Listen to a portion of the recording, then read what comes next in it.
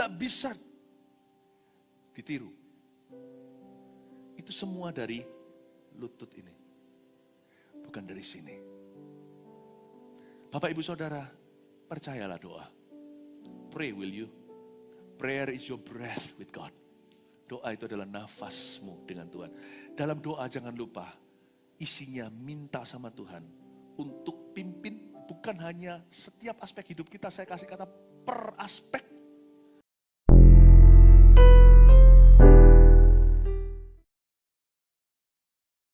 Yeskiel pasal 47 ayat 1-5 kita baca dulu. Saya kasih judul, jangan takut untuk lebih dalam lagi. Sungai yang keluar dari bait suci. Kita baca bersama-sama aja ya, 5 ayat saja. 1, 2, 3.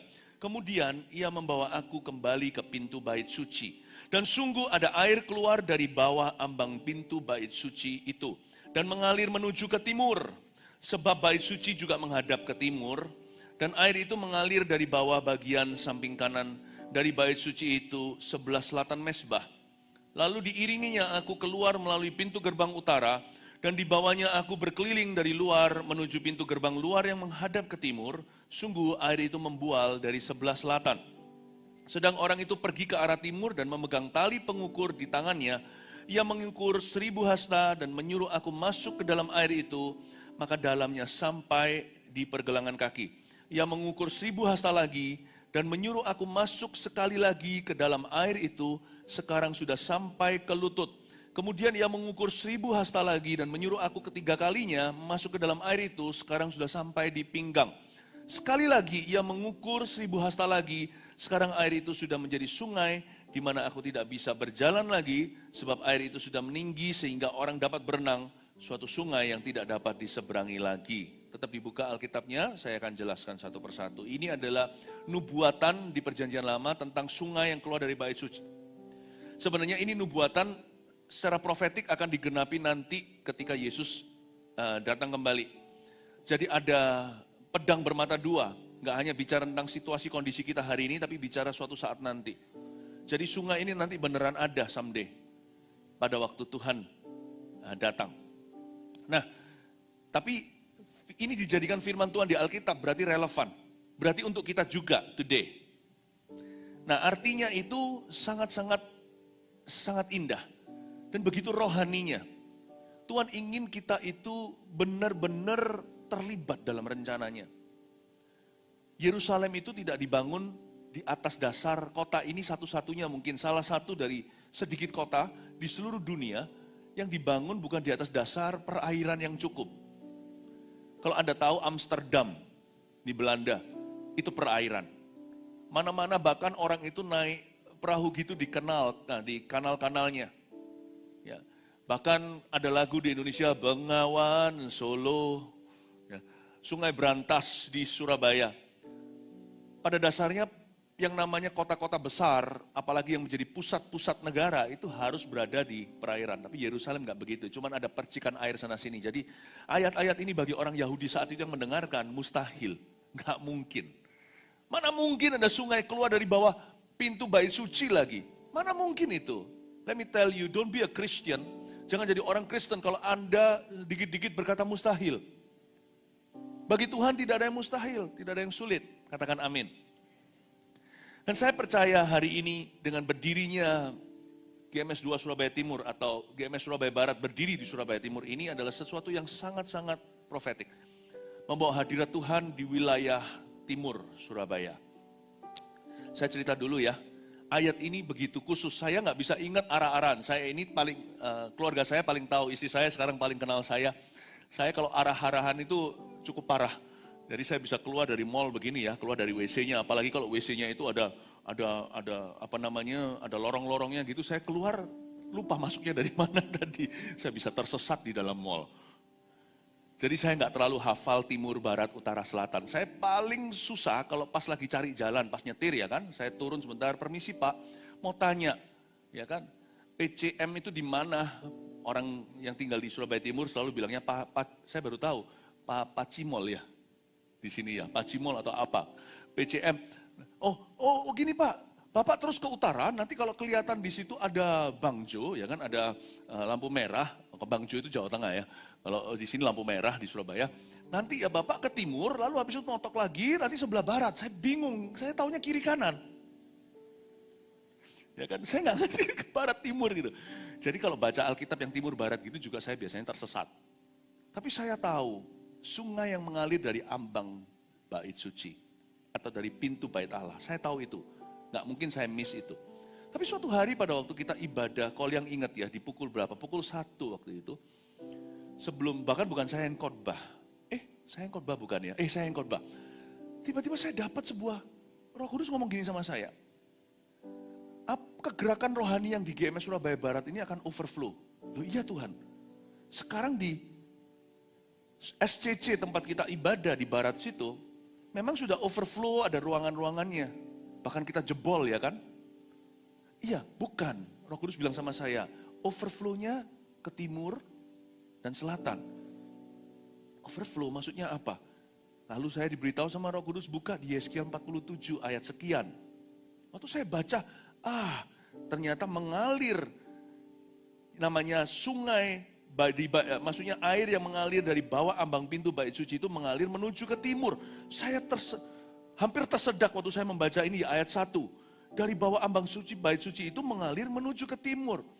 Seperti ada sebuah nubuatan, kegerakan rohani yang Allah lakukan dan kerjakan dan terus sedang berjalan di GMS Surabaya Barat akan segera Tuhan lakukan di Surabaya Timur tidak kalah besar di sini.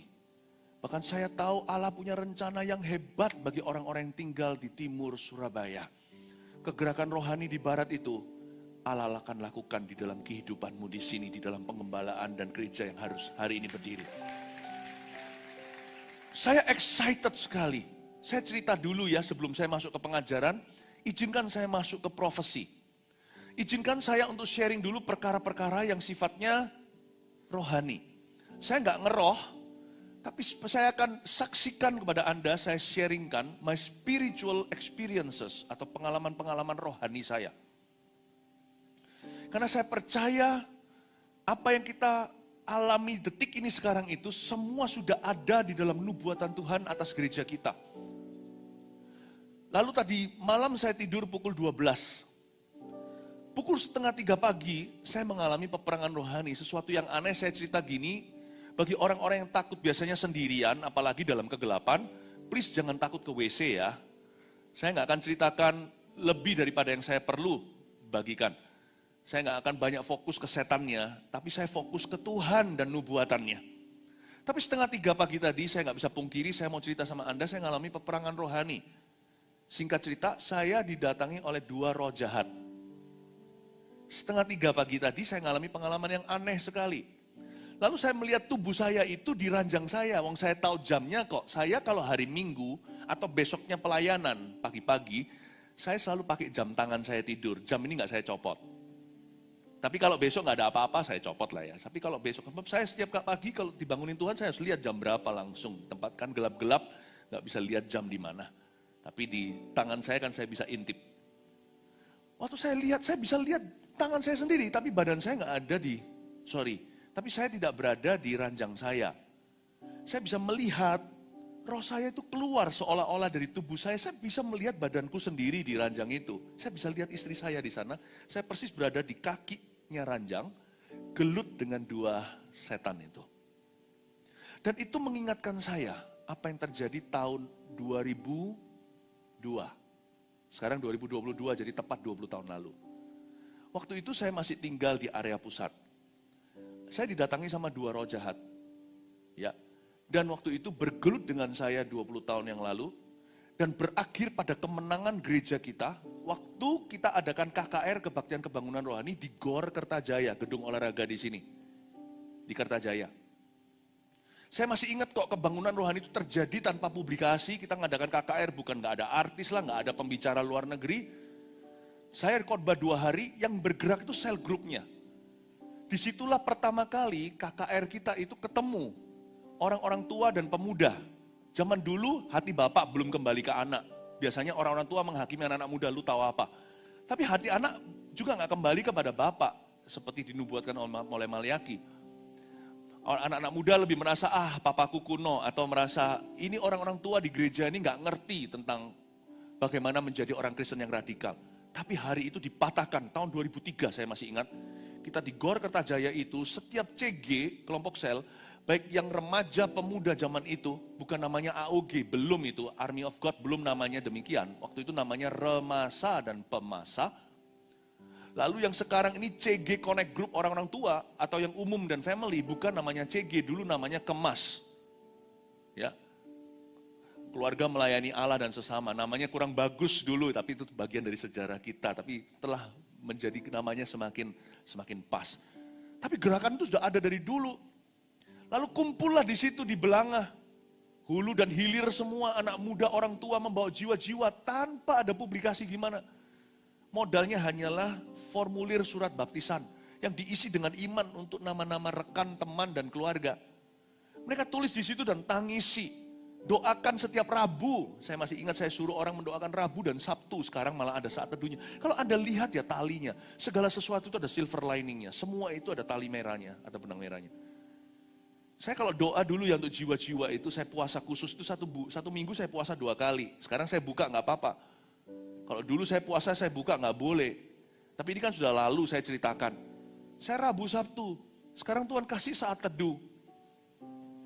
Apa yang Anda taburkan dengan air mata itu kan Anda tuai sampai berkas-berkasnya. Semua itu ada koneksinya. Tak ceritai sejarah dulu karena ini hari pertama kita berdiri di sini. Nah, setelah membawa formulir baptisan itu, orang-orang membawanya dengan iman. Tinggal nanti dibubuhi tanda tangan yang bersangkutan. Yang bersangkutan belum terima Tuhan. Saya masih ingat kok, di swimming pool atau kolam renang, di samping GOR itu, kita sewa malam itu. Dan hari itu 400 sekian puluh orang dibaptis. Orang tua, orang muda. Dan ada 2 ekor burung merpati masuk ke dalam gedung swimming pool indoor itu. Dan terbang melayang-layang hingga anak Tuhan terakhir yang diselamatkan.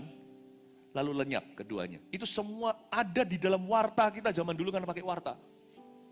Saya jadi ingat kejadian itu.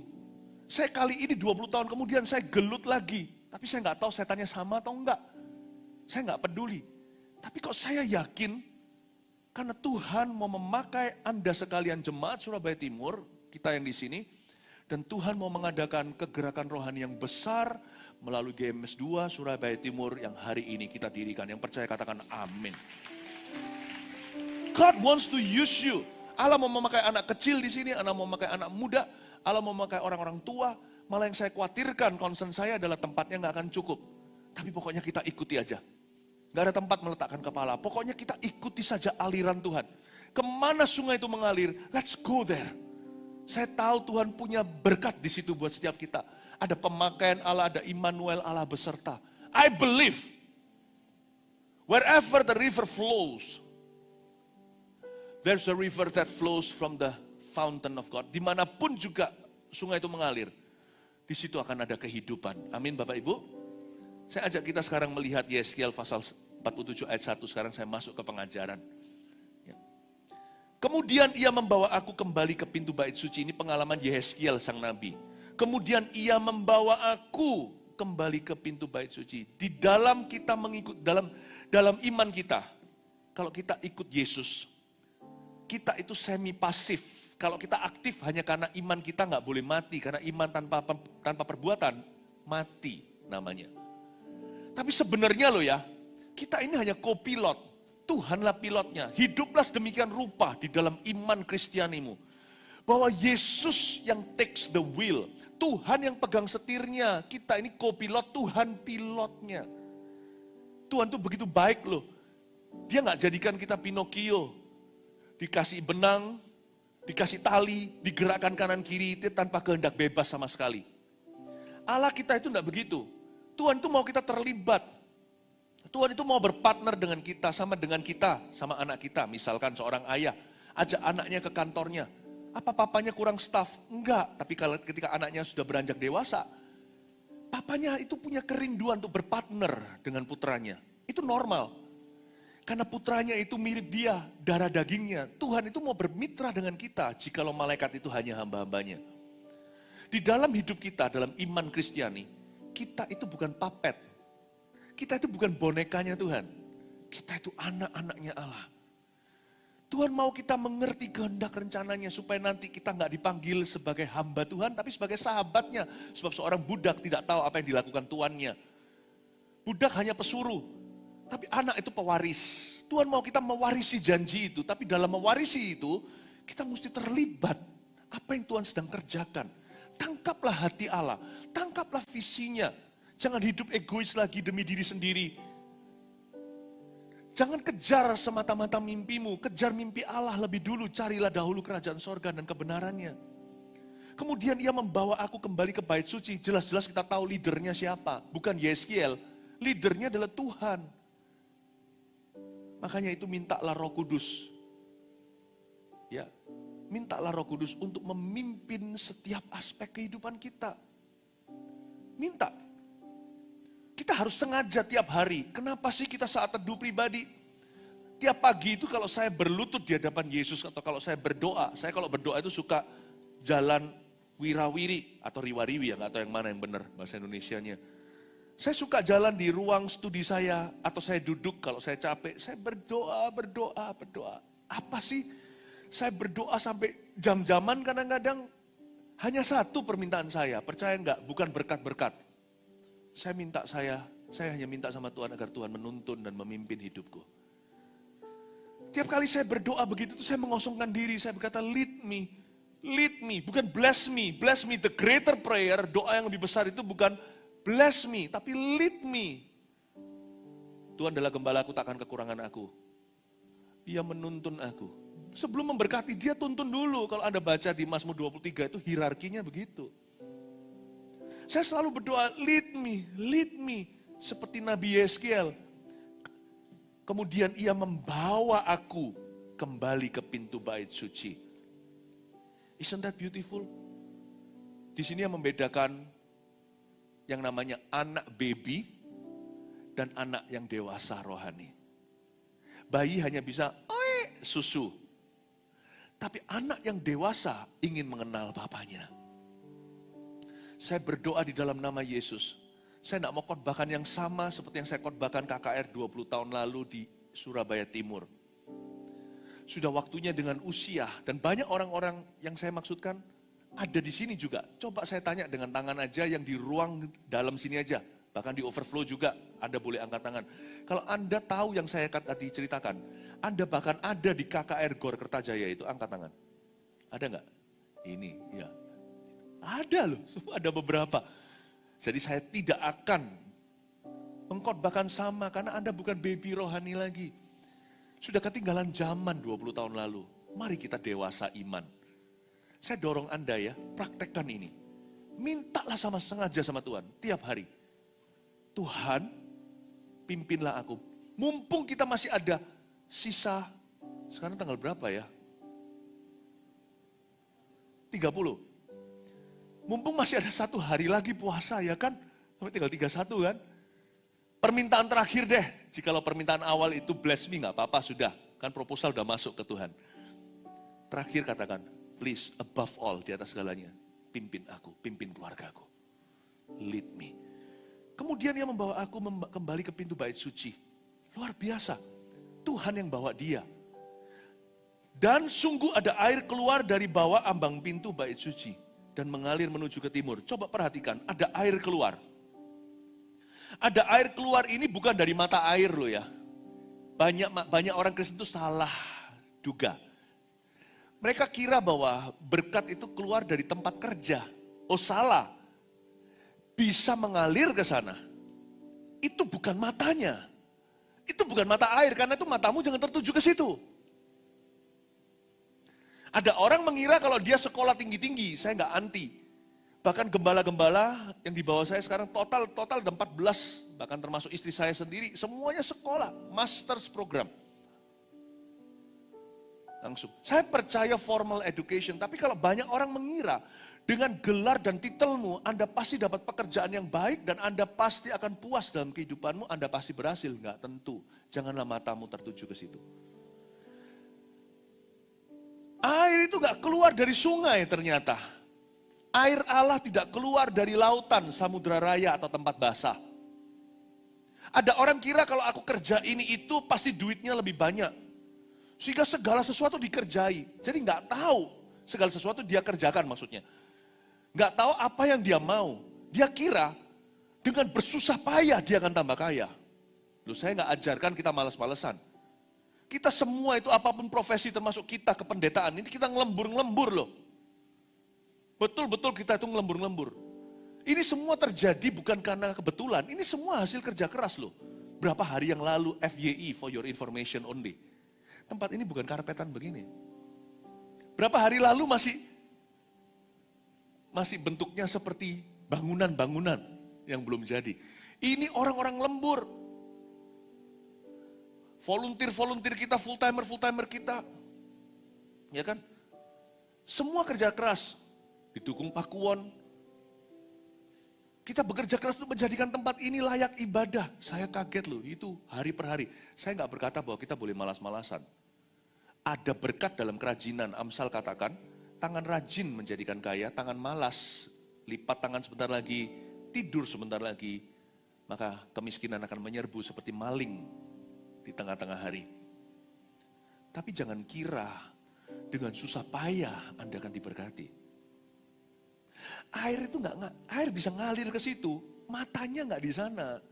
Coba bayangkan, mata air kita dari mana, kemudian ia membawa aku kembali ke pintu bait suci. Dan sungguh ada air keluar dari bawah ambang pintu bait suci, ternyata dari gereja. Saya waktu lihat gini, wow, gereja enggak sempurna. Gereja itu bukan sorga. Enggak ada pepatah orang datang ke gereja pasti masuk sorga. Enggak ada. Tapi kenapa ada rumah Allah didirikan? Kenapa Tuhan masih menggerakkan seperti Roh Kudus di zaman Kisah Para Rasul, menggerakkan hati Paulus misalnya, menggerakkan hati Petrus. Mengapa Tuhan menggerakkan mereka, Timotius dan Silas? Karena bagaimanapun juga Tuhan tidak pernah menceraikan istrinya. Mempelai Kristus itu adalah gereja. Gereja memang bicara tentang orangnya, bukan gedungnya. Tapi gereja itu perkumpulan orang yang membangun visi Tuhan.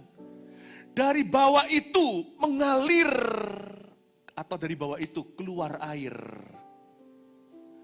Ternyata urapan kita bermuara atau bermula pada kerohanian.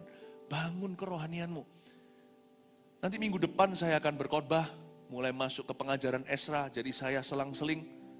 Waktu saya datang ke selatan, lalu ke timur lagi, selalu periodikal. Sebagai gembala sidang, saya harus tilik semua. Kalau kepada gereja-gereja kita di luar Surabaya, saya merasuli mereka seperti seorang rasul Injil. Tapi kalau gereja-gereja kita yang ada di Surabaya, saya sebagai pastor, gembala sidangnya. Karena itu saya harus keliling. Saya selang-seling. Nanti minggu depan saya mulai akan ajarkan tentang pengajaran tentang Esra. Bukan di sini. Waktu saya keliling lagi, kembali lagi ke situ. Dan di situ saya pelajari, kenapa ya umat Tuhan itu yang pertama kali pulang zaman Esra Nehemia, kalau Anda baca, yang dibangun ke satu untuk mengembalikan semua rencana Allah dan berkat-berkat Israel. Yang dibangun itu bukan temboknya dan sistem politiknya loh. Yang dibangun bukan organisasi dan profesionalisme loh. Yang dibangun itu pertama-tama adalah bait Allah. Pusat worshipnya dibangun. Kalau Anda baca dengan seksama, Nehemia itu membangun temboknya.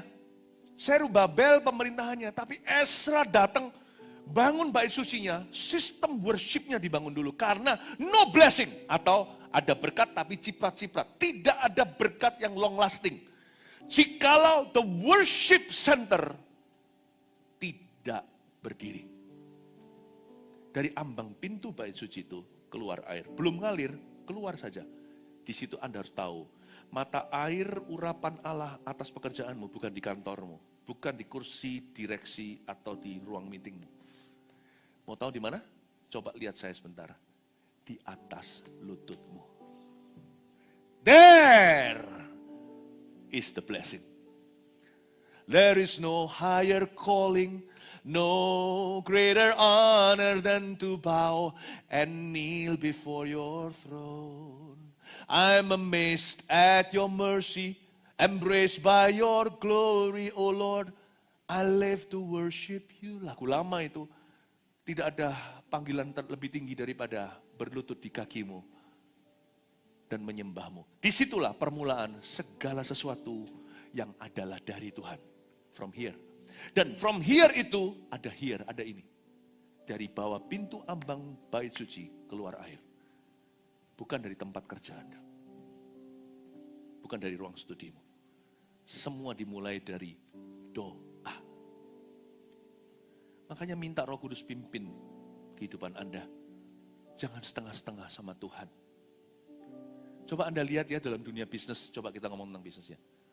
Ada orang berusaha yang gak bisa gimana. Saya gak bicara bahwa berkat materi itu selalu adalah berkat Allah. Enggak ada orang yang bisa berhasil di luar sana tanpa Tuhan juga bisa. Tapi Anda kan lihat beda apa yang dari berkat Tuhan dan apa yang bukan. Pekerjaan Anda mau di hijack sana sini kayak gak bisa apa-apa. Yang tidak bisa dipungkiri sangkali itu adalah penyertaan Allah. Coba lihat, orang mau tiru restoran Anda, misalnya jika Anda F&B, mau ini itu segalanya tetap yang ramai tempatmu. Gak bisa apa-apa, berkat itu gak bisa ditiru. Itu semua dari lutut ini, bukan dari sini. Bapak Ibu Saudara, percayalah doa. Pray will you? Prayer is your breath with God. Doa itu adalah nafasmu dengan Tuhan. Dalam doa jangan lupa, isinya minta sama Tuhan untuk pimpin bukan hanya setiap aspek hidup kita, saya kasih kata per aspek masing-masing. Jangan sampai kita undur rohani, karena kalau kita undur rohani, kita itu bisa sat loh airnya. Saya juga bisa, saya nggak doa atau kurang doa sehari aja, manusia lama mau keluar semua. Nah kalau manusia lama keluar semua, kita nggak perlu setan. Kita bisa hancurkan rencana Tuhan sendirian tanpa bantuan mereka. Daging ini bahaya. Kita bisa sat. Puji Tuhan ya di gereja kita itu, kita datang ke gereja itu sekali seminggu. Lalu bersekutu dengan saudara seiman dalam kelompok kecil itu sekali. Hanya 2 kali aja. Dari 7 hari hanya 2 kali. Itu pun bukan seharian. Itu menurut saya sudah minimalis. Itu UMR-nya.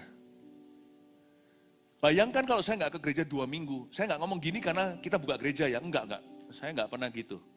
Imanku nggak murahan. Tapi coba Anda renungkan. Kenapa kita buka ibadah di sini supaya jangan sampai orang karena jarak tidak beribadah atau nggak beribadah sungguhan atau asal-asalan. Di tempat di mana Anda bertumbuh, ya kita harus kejar ke situ. Kalau Anda bertumbuh di sini, kita bawa situ ke sini. Tujuannya 1 minggu, kalau 2 minggu kita nggak ke gereja aja udah kerasa banget. Udah kerasa sekali. Dan kita ketemu dengan saudara seiman, kita di-charge. Tapi kalau secara individu atau pribadi ya kita harus saat teduh secara pribadi. Sama Tuhan itu jangan ikut jarak panjang. Sama Tuhan itu ikut jarak dekat. Ya, kita kalau punya goal boleh goal jangka panjang. Tapi kalau kita ikut Tuhan harus jangka pendek. Dikit-dikit kembali kayak benteng-bentengan gitu. Waktu saya kecil main benteng-bentengan. Benteng gak boleh ditinggalkan jauh-jauh, nanti kita ketangkap musuh.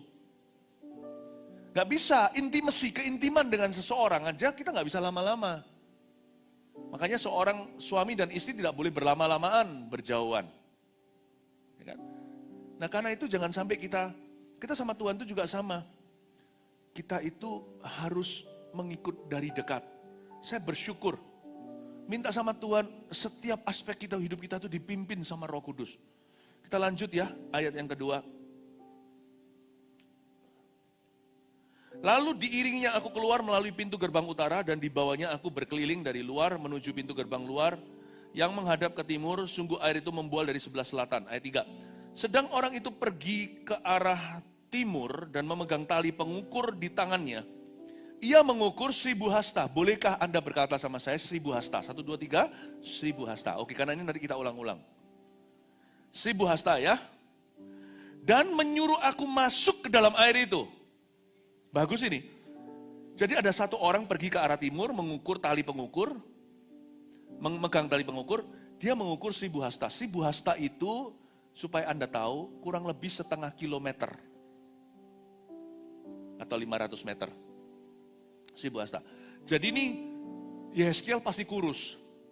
Disuruh jalan 1.000 hasta lagi. Jalan di dalam air lagi, nanti kalau airnya sudah mulai sampai ke lutut, nah itu kerasa jalan 1.000 hasta. Kalau Anda jalan biasa gini 500 meter ya lumayan lah ya, 500 meter. Dan kalau dengan dalam air, apalagi kalau sudah sepinggang, jalan di dalam air itu lebih berat. Setengah kilo akan lebih terasa lagi. Memang ada harga dibayar sih ikut Tuhan. 1.000 hasta itu setengah kilo. Tapi di sini ya dimulai dengan ini. Ayat 3, setelah dia mengukur 1.000 hasta, dia menyuruh aku masuk ke dalam air itu. Disuruh masuk loh. Kita nggak boleh jadi penonton loh. Dengan kata lain, Tuhan bicara sama kita. Urapan itu tidak bagi seorang penonton. Makanya Kristen KTP itu tidak masuk dalam hitungan Tuhan. Atau jemaat yang pasif. Saya jarang atau nggak pernah lagi nyebut kalau oh ini kan hanya jemaat awam. Saya nggak suka kata awam karena kata awam itu mendiskreditkan. Saya nggak suka sih. Kalau saya secara pribadi saya nggak suka pakai kata awam gitu. Karena tidak ada jemaat awam dan paling tidak visi Gereja Mawar Syaron tidak mengizinkan itu. Karena bagi kami setiap jemaat itu harus dimuridkan. Setiap Anda itu murid Kristus, bukan awam. Awam itu not so good. Awam itu artinya lugu. Ya, lugu. Seolah-olah orang itu, lihat orang itu polos. Kata polos itu nggak terlalu bagus loh, kalau konotasinya jelek.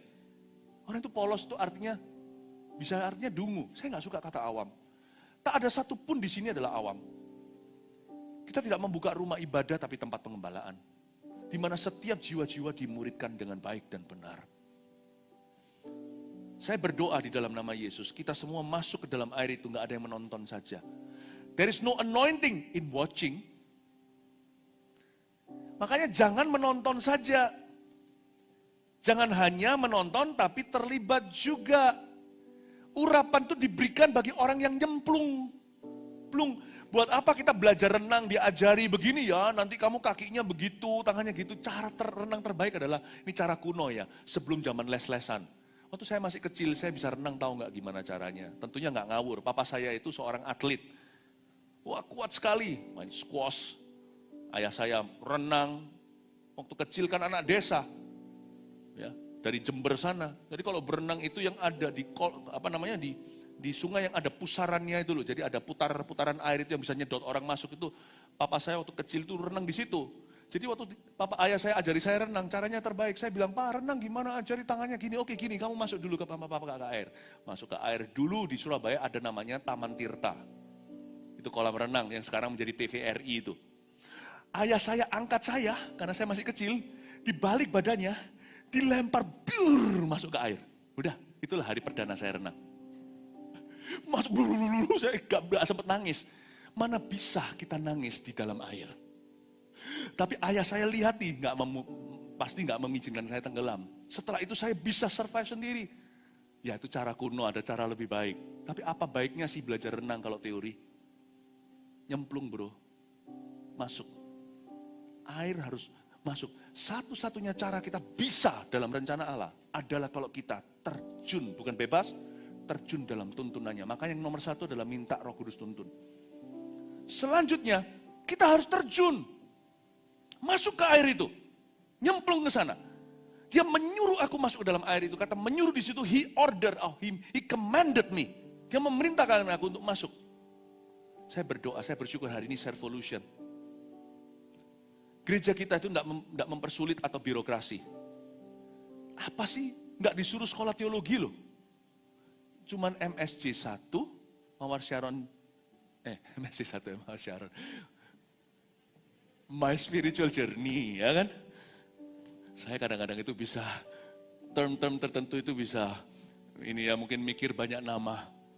Kemarin waktu saya perkenalkan sama jemaat baru, Pastor Yo itu loh, Koyo yang di Surabaya Barat, welcome home itu. Kan istrinya adalah Pastor Lipi yang sekarang lagi berkhotbah di situ sore ini.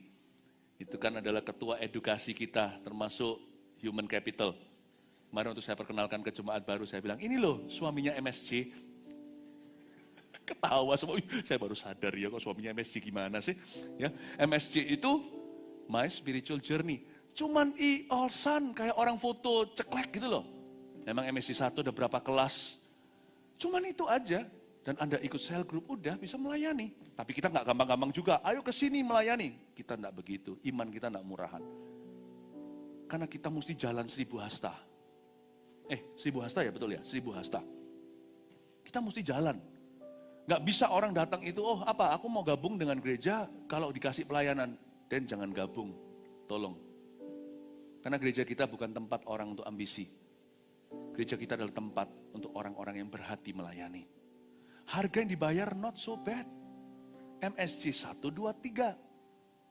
Dengan di dalam CG Anda bisa mempersembahkan sumbangsi pelayanan yang sederhana. Hari ini Servolution hari ini adalah kesempatan untuk kita terjun ke dalam airnya Tuhan. Nyemplung sana. Ya.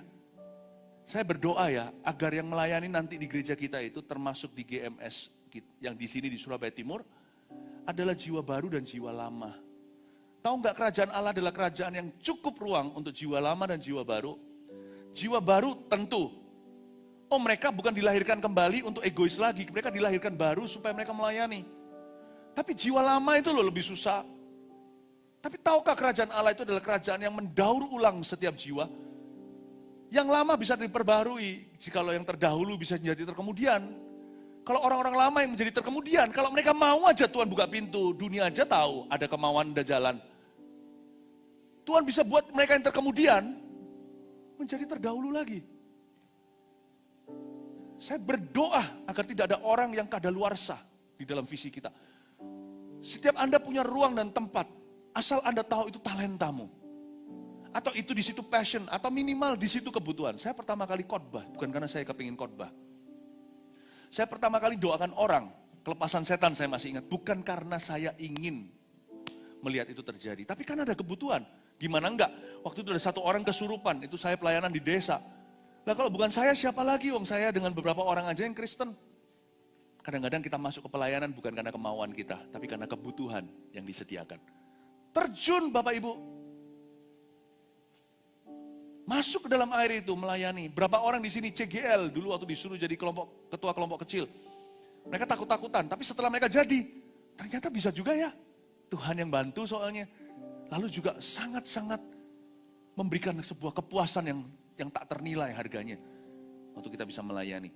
Saya berdoa setiap Anda bisa bergabung di dalam apapun yang jadi kebutuhan umat Tuhan.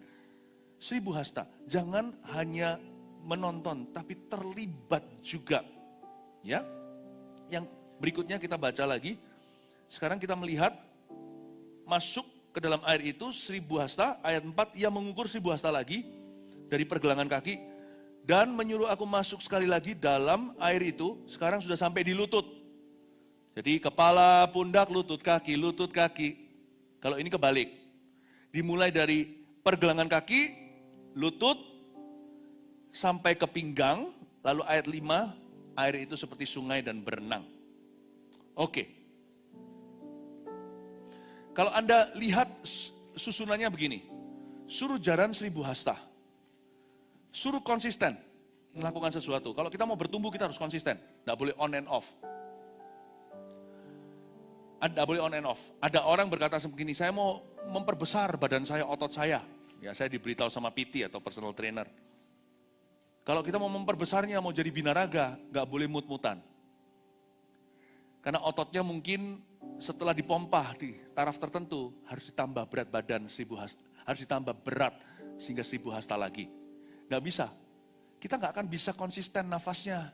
Kalau kadang maraton, kadang tidak. Kalau kita memang itu adalah game kita, kita juga harus melatihnya secara rutin.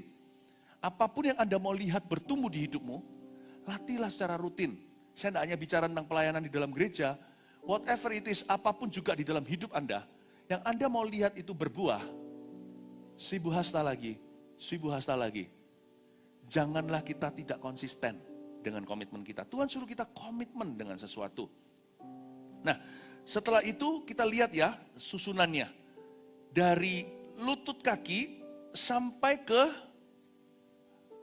dari pergelangan sampai ke lutut, sampai ke pinggang hingga berenang, sebelum jadi sungai, transit terakhir itu di level apa? Coba Anda jawab.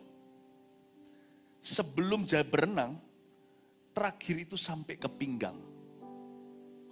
Bukan di lutut dan pergelangan. Di dalam kitab Mazmur ada satu ayat yang sebenarnya agak sungkan kalau dibicarakan. Engkaulah yang menenung buah pinggangku. Paham maksudnya? Di dalam kitab Mazmur itu, Tuhan disebut sebagai pencipta yang menenung kita dalam kandungan mama. Dia yang tahu hari-hari kita dan dia yang menenung dan dia menjadikan buah pinggang kita. Maaf, buah pinggang itu di bawah sabuk. Bicara tentang kelamin kita. Memang kekudusan bukan hanya soal dosa seks saja. Bukan hanya soal seksual.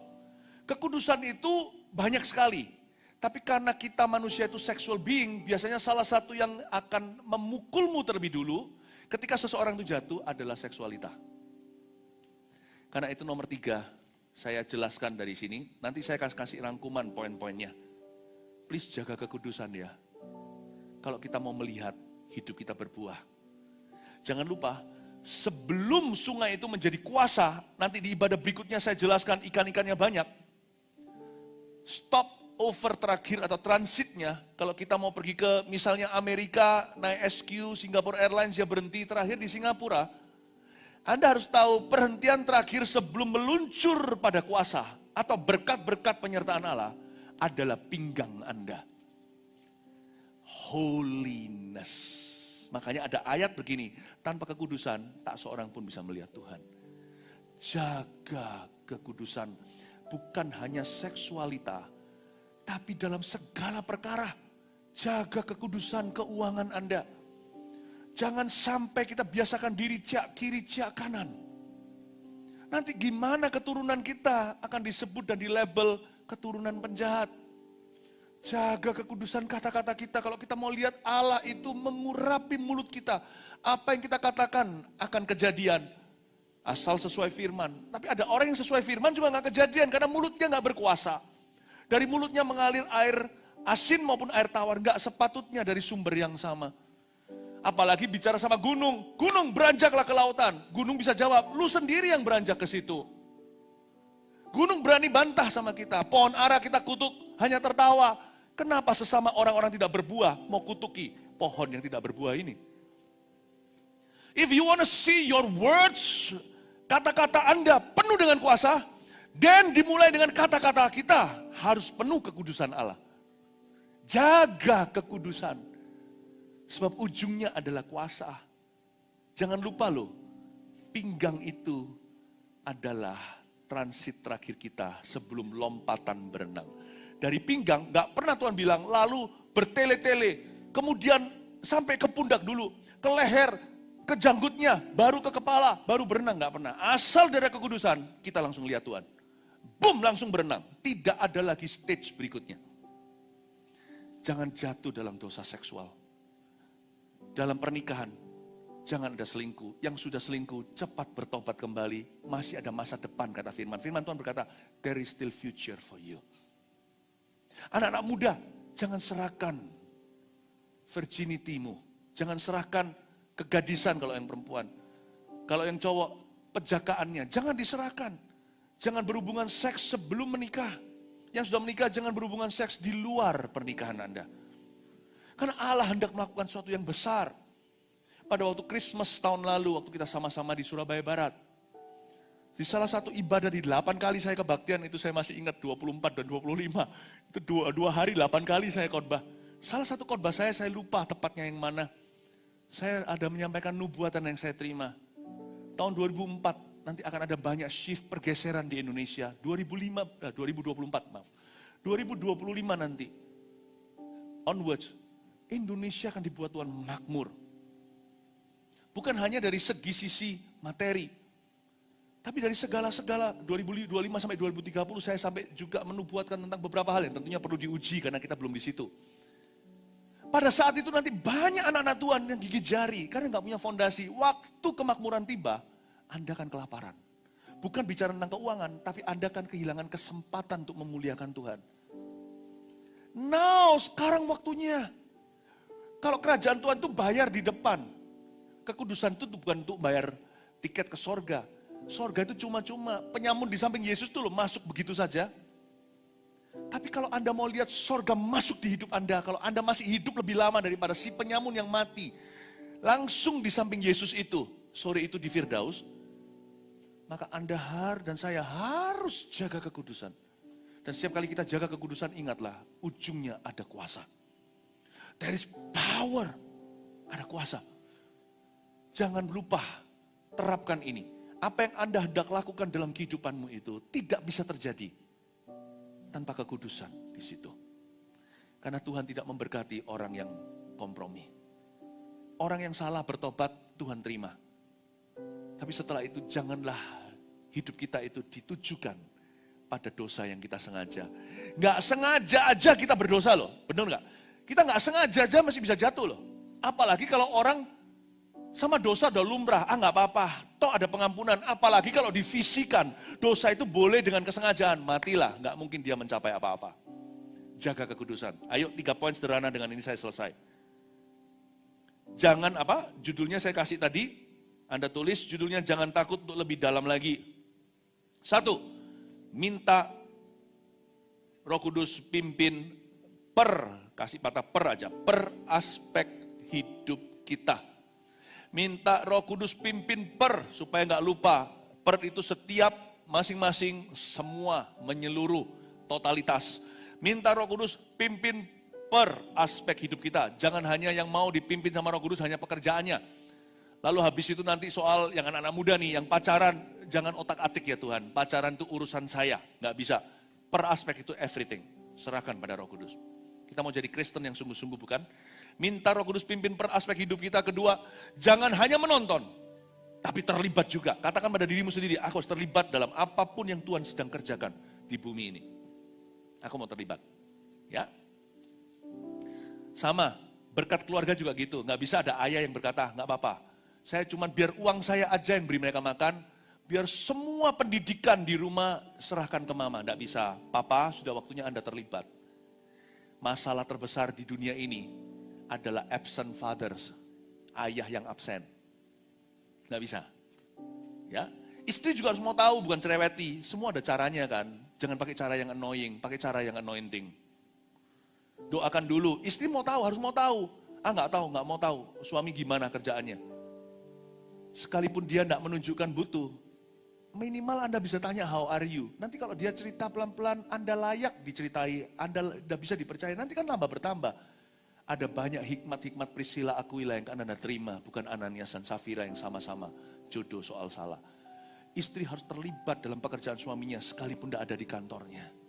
Mungkin ada mimpi penglihatan yang Allah beri, andai kata siapa namanya itu yang Pontius Pilatus mendengarkan suara istrinya. Tidak mungkin dia akan menyalibkan Yesus. Mungkin lewat tangan orang lain, jangan lewat dirinya melakukan dosa yang kekal itu. Bukankah istrinya dapat mimpi? Dalam mimpi itu dia tersiksa dan berkata sama suaminya. Diberitahu sampai ke ruang kerjanya. Istri nggak boleh datang di zaman Italia waktu itu. Si istri Pontius Pilatus berkata, honey, let go your hands. Lepaskan tanganmu atas orang ini. Orang ini orang benar, nggak didengar. Istri mungkin nggak sehebat kongsi, nggak sehebat staf ahli. Tapi istri itu tahu seluk-beluk suaminya. Jadi you harus mau tahu. Doakan. Jangan hanya berkata, terserah papa, pokoknya yang penting pulang. Membawa semangkuk berlian. If you love your husband, you must know. You must know his will. Terlibat. Kalau Anda mau lihat urapan yang nyata di dalam lewat pernikahanmu. Terlibat. 3, jaga kekudusan. Sebab ujungnya ada kuasa. Oh, Tuhan mau bekerja dengan luar biasa di Surabaya Timur. Dan Tuhan mau bekerja luar biasa di Indonesia. Dalam pekerjaan yang luar biasa, ada Anda dalam rencananya. Jaga kekudusan, Allah akan memberimu kuasa.